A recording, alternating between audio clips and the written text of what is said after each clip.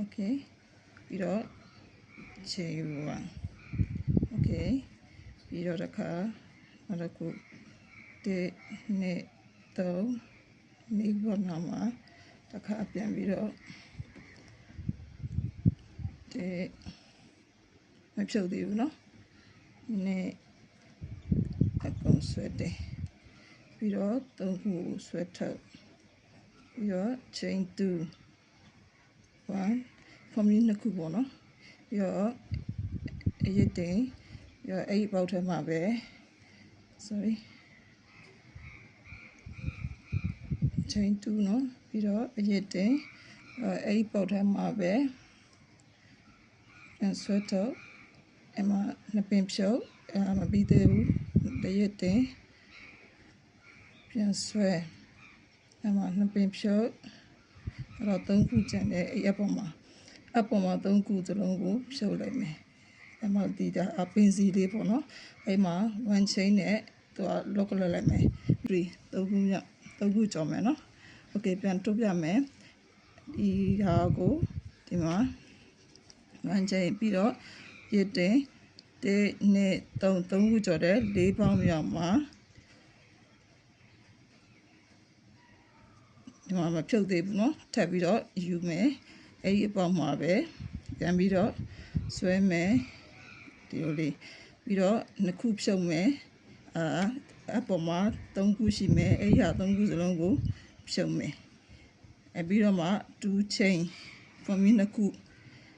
formula နှစ်ခုပြီးတော့မှအဲ့ဒီအပေါက်ထဲမှာပဲပြန်ပြီးတော့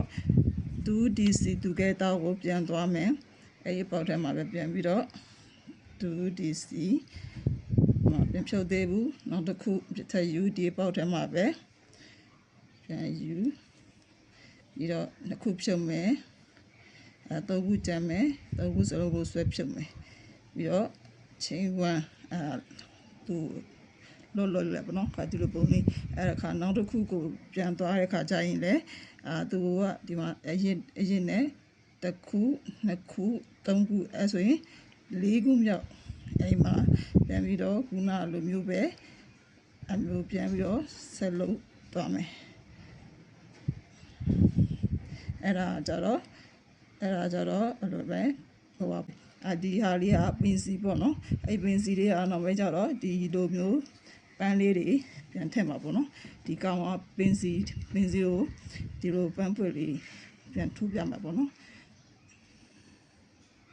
โอเคတကယ်တော့ဒီပင်စီလေးထိုးတာတော့မပြီးသေးဘူးပေါ့နော်ဒါပေမဲ့ပန်းပွက်ထိုးနည်းလေးကိုတခါတည်းတစ်ဆက်တည်းဖြစ်အောင်လို့တခါတည်းထိုးပြလိုက်မယ်နော်โอเคသူအနဘတ်ဟိုနဲ့တုံးတယ်5စနစ်နှုတ်လောက်ထားမယ်စနစ်လောက်ထားကိုကဟိုမှာပေါ့နော်ဒီနမူနာထုတ်ပြမှာပေါ့နော်ခဏနေတော့ပြန်ဖြုတ်မှာပေါ့โอเคဒီအပေါက်တဲကိုဝင်မယ်ပြီးတော့ဒီအကွင်းလေးကိုဆွဲမယ်ဒီမှာအဲ့မှာချိန်နှစ်ခါတက်မယ်2ချိန်ပေါ့နော်ဖုန်မီနှစ်ခါတက်မယ်1 2အဲ့ဒီဖုန်မီနှစ်ခုတက်တဲ့ဟာကိုပြောမယ်ဟိုပေါ့ state အနေနဲ့အရေးအတွက်ဘူးသူကမျိုးစပြိုးတဲ့chain အနေနဲ့ပေါ့နော်အဲ့လိုပုံစံမျိုးအဲ့မှာအဲ့ဒီရဲ့အဲ့ဒီကွာလေးထဲမှာ6ခုတိုင်းရှည်6ခုထူမယ်ပေါ့နော် 60c ကိုထူမယ်အမှာ1 2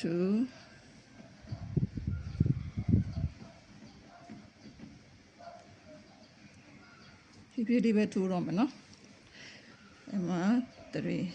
ဒီယိုရိုက်တော့တက်ပြီးတော့ဟို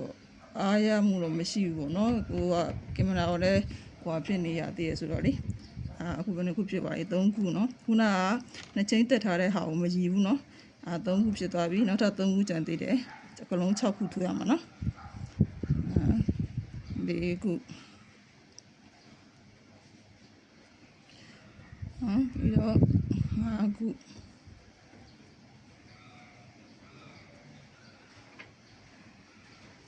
6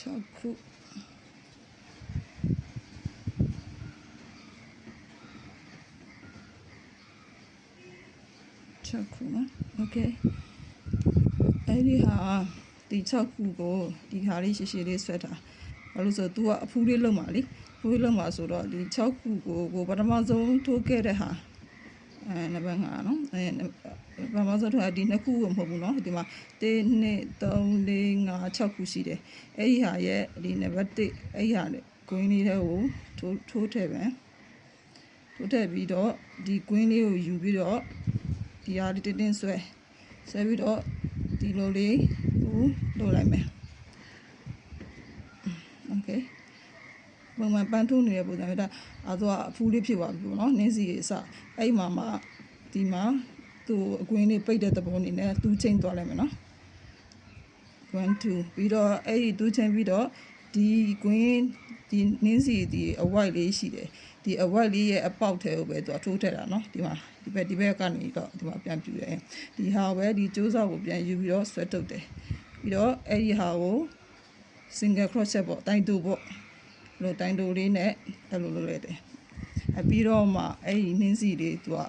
အထက်ကနောက်တစ်ထပ်လေးဖြစ်အောင်လုပ်ပြန်ပြီးတော့3 chain တက်မယ်1 2 3 3 chain 3 chain တက်ပြီးတော့မှသူကဘာမှသူကအရစ်တင်ဘာမှမပေါအောင်နော်ဒီတိုင်တူပဲလုပ်မယ်နော်ဒီအပေါက်ထဲကိုခုနအပေါက်ထဲကိုပဲပြန်ထိုးထည့်မယ်နော်ဒီမှာပြီးတော့ဒီချီကိုယူမယ်ပြန်ဆွဲတင်မယ်ပြီးတော့အချီကိုယူမယ်ဒီအောင်ဆွဲထုတ်မယ်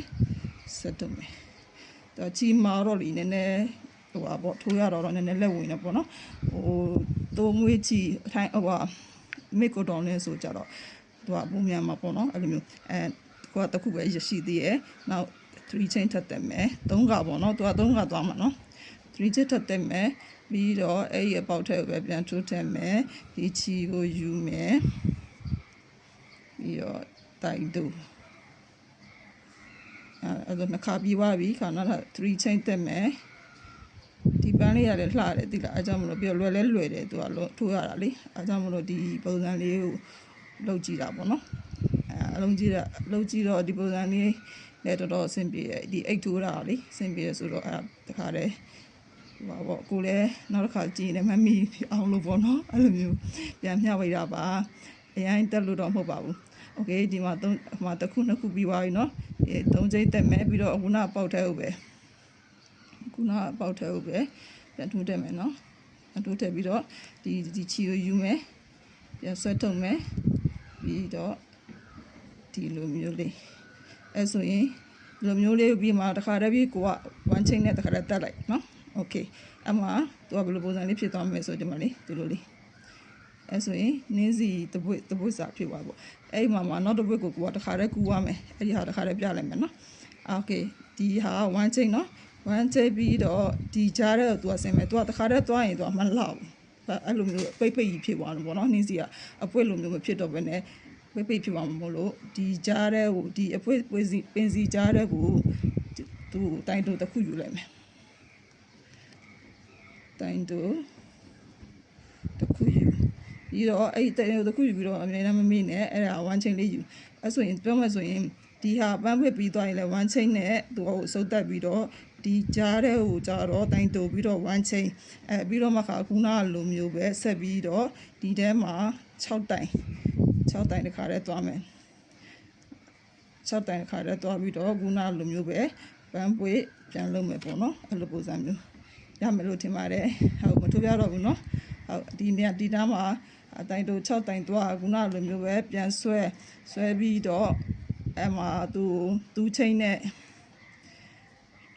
3 chain တက်ပြီးတော့အဲ့ဒီအပေါက်ထဲပြန်ထိုးတိုင်တူဆွဲ3 chain တက်အဲ့ဒီအပေါက်ထဲပြန်ထိုးတိုင်တူပြန်3 chain တက်အဲ့ဒီအပေါက်ထဲပြန်ထိုးတိုင်တူပြီးတော့1 chain ပြီးတော့နောက်တစ်ခုပြန်ကူတိုင်တူပြီးတော့1 chain ပြီးတော့အဲ့လိုပဲဆက်တိုက်သွားမယ်နော်အဲ့တော့ဒီပန်းပုံစံလေးကဒီလိုပုံစံလေးဖြစ်သွားမှာပေါ့နော်